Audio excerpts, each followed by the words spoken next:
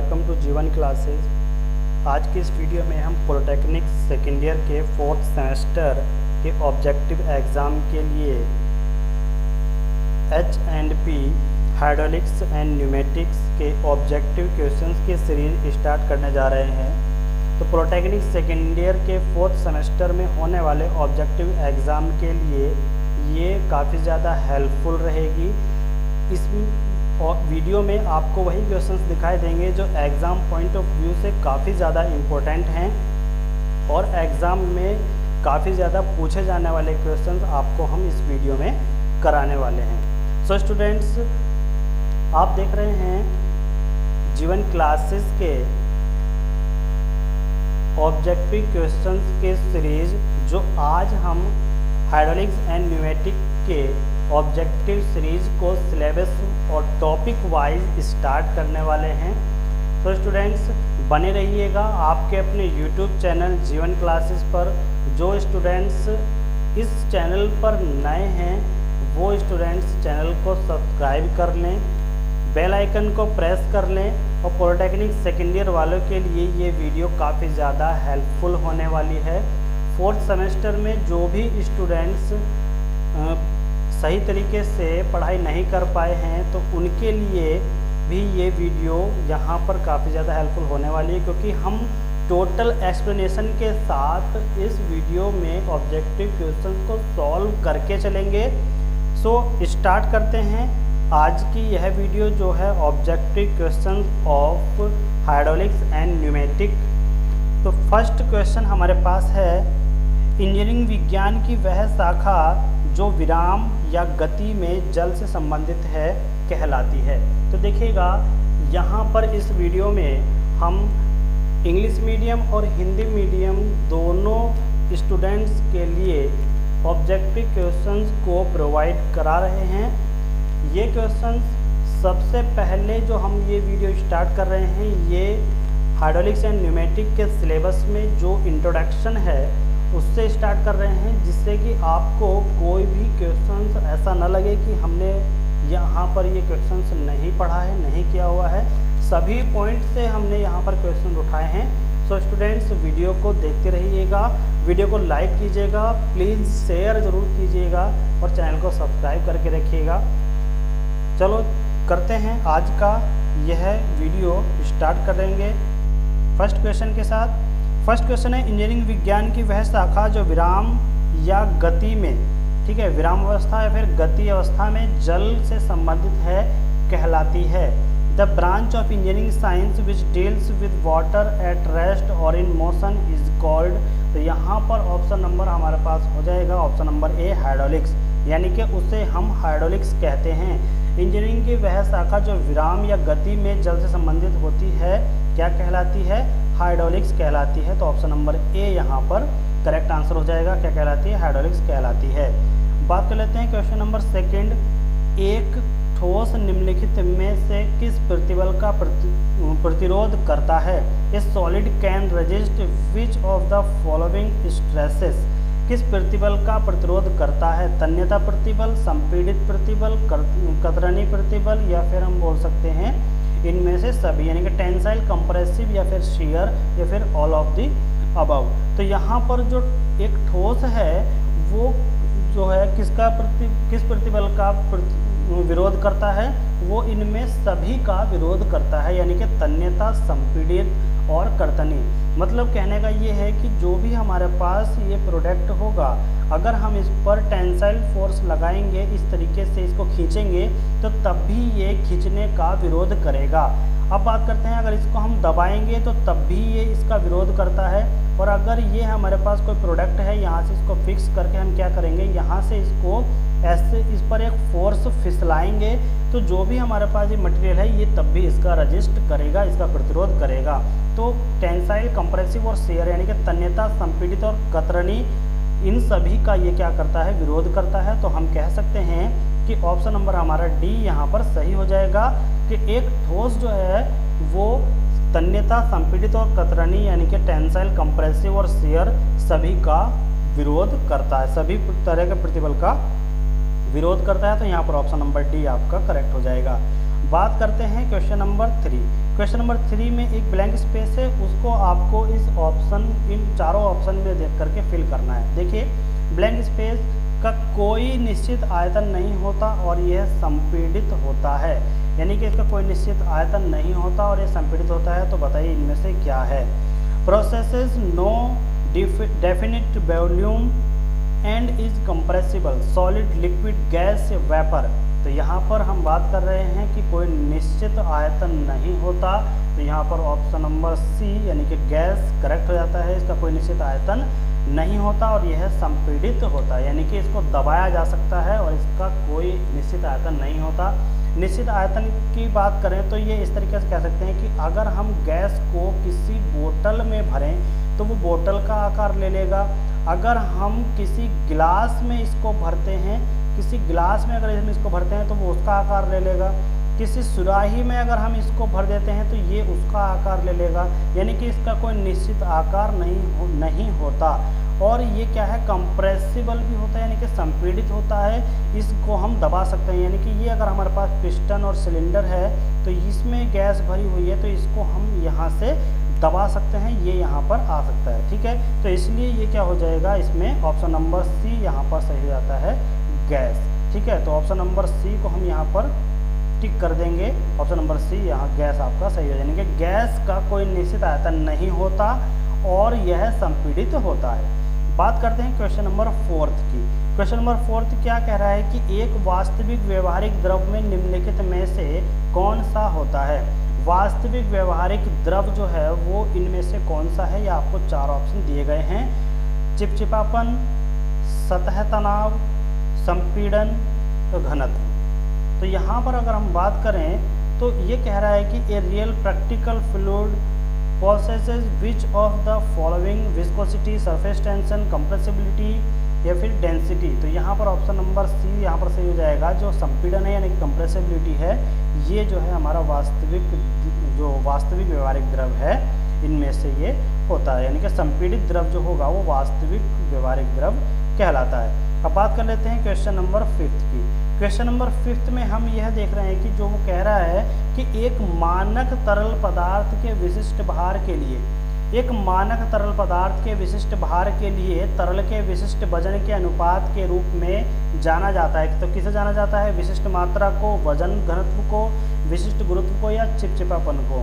तो यहाँ पर ये कह रहा है कि the ratio of specific weight of the liquid to the specific weight of the standard fluid is known as.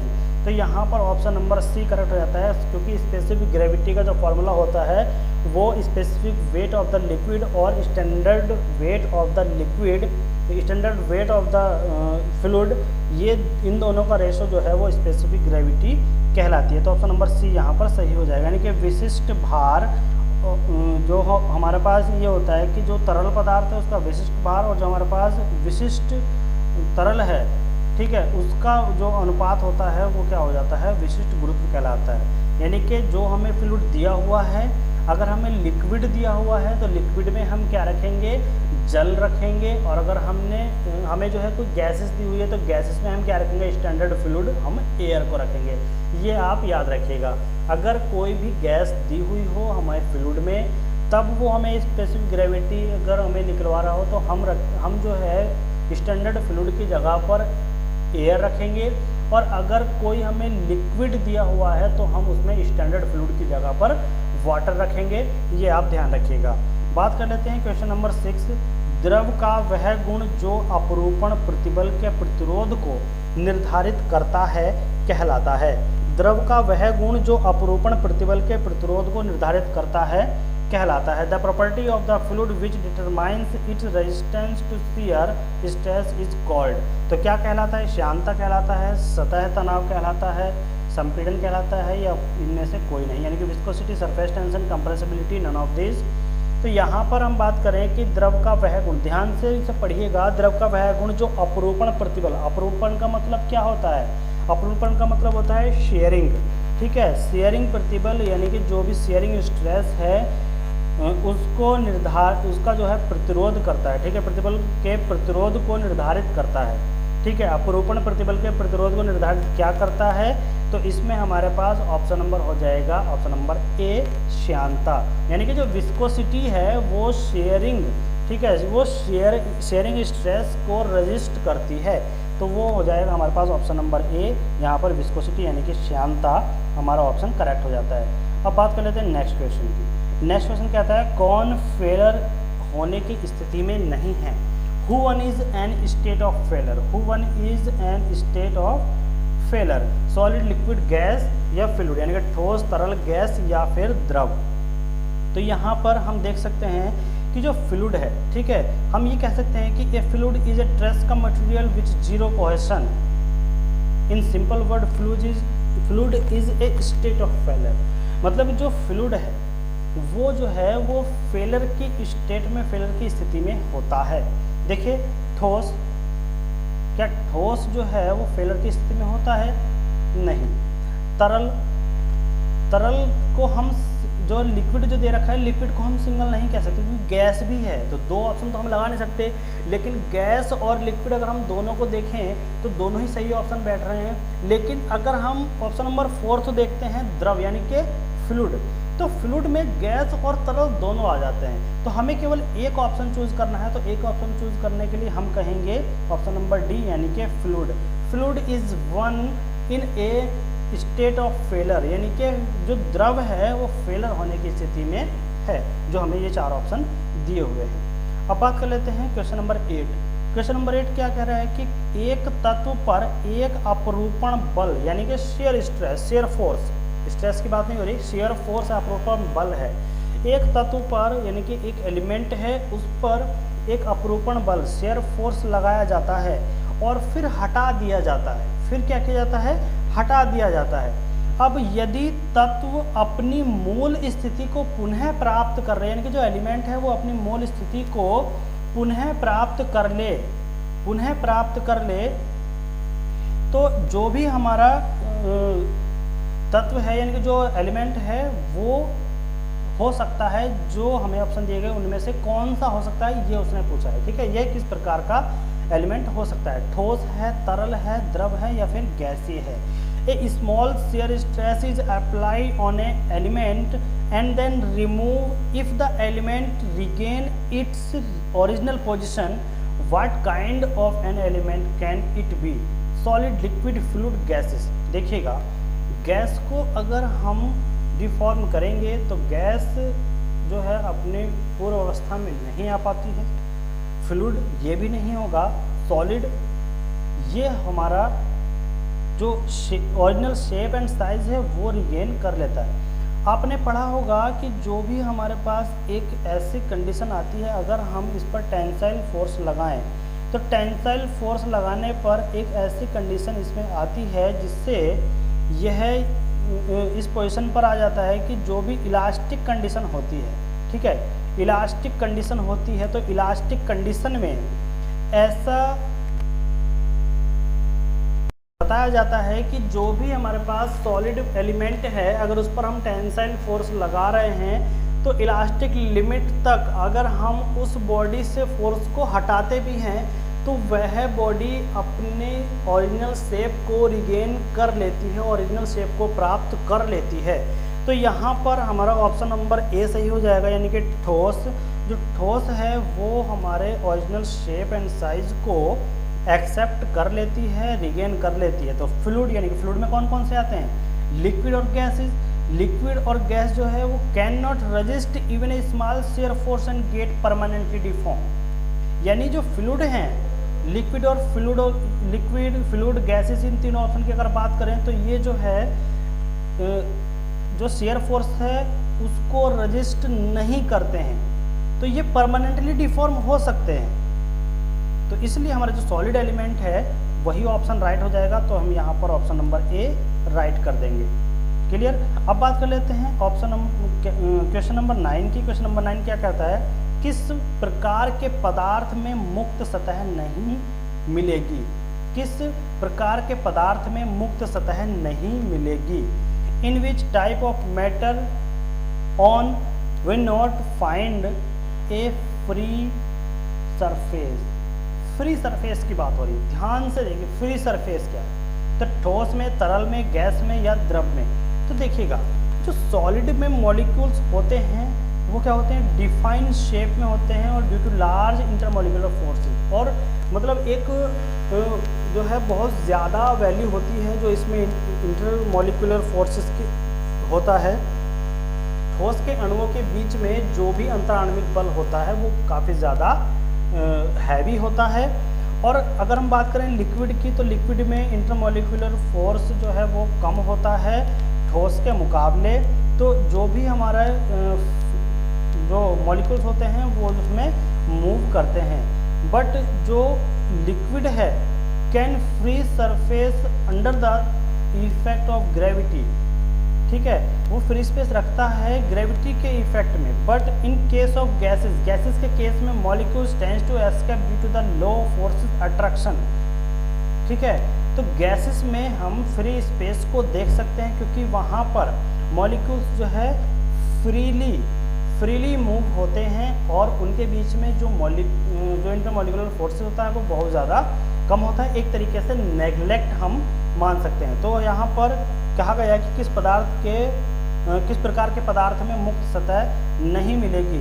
तो हम ये कह सकते हैं कि गैसेस में जो भी गैसेस पदार्थ हम देखते हैं उनमें कभी भी हमको मुक्त सतह नहीं मिलेगी, ठीक है। अब बात कर लेते हैं यहाँ पर क्वेश्चन नंबर 10 की, कि यदि कोई व्यक्ति ऐसे द्रव के बारे में अध्ययन करे, इसको ध्यान से देखिए, यदि कोई व्यक्ति ऐसे द्रव के बारे में अध्ययन करता है जो विराम अवस्था में है, तो आप उसके अध्ययन के क्षेत्र को क्या कहेंगे? आप उसके अध्ययन को क्षेत्र को क्या कहेंगे? तो देखिएगा फ्लूइड मैकेनिक्स जो है वो डील करती है study of fluid at rest और मोशन। फ्लूइड मैकेनिक्स इसमें दे रखा सबसे पहला ऑप्शन है द्रव यांत्रिकी, यानी कि जो द्रव यांत्रिकी है, अगर हम फर्स्ट ऑप्शन की बात करें तो द्रव यांत्रिकी में जो फ्लूइड मैकेनिक्स है वो डील्स किससे करती है, जो फ्लूइड रेस्ट में है और मोशन में है, दोनों से जो है वो डील्स करती है। तो यहाँ पर कह सकते हैं कि fluid mechanics deals with the study of fluid at rest और in motion without the considering the forces, ठीक है। अब बात कर लेते हैं सेकंड ऑप्शन, तो द्रव स्थितिकी यानी कि फ्लूइड स्टैटिक। तो फ्लूइड स्टैटिक जो डील्स करता है वो कहाँ पर करता है कि फ्लूइड रेस्ट में है हम तब स्टडी करते हैं, फ्लूइड रेस्ट में है तो हम तब स्टडी करते हैं, ठीक है। तो देखिएगा क्वेश्चन में भी यही कहा गया कि यदि कोई व्यक्ति ऐसे द्रव के बारे में अध्ययन करता है जो विराम अवस्था में यानी कि रुका हुआ है, आप उसके अध्ययन के क्षेत्र को क्या कहेंगे? तो यहीं पर आपको ऑप्शन मिल जाता है कि द्रव स्थितिकी, फ्लूइड स्टैटिक कहेंगे, क्योंकि वो उस द्रव के बारे में अध्ययन कर रहा है जो विराम अवस्था में है, रुका हुआ है। तो हम यहाँ पर ऑप्शन नंबर सेकंड को टिक कर देंगे, ऑप्शन नंबर सेकंड यहाँ पर करेक्ट आंसर होगा।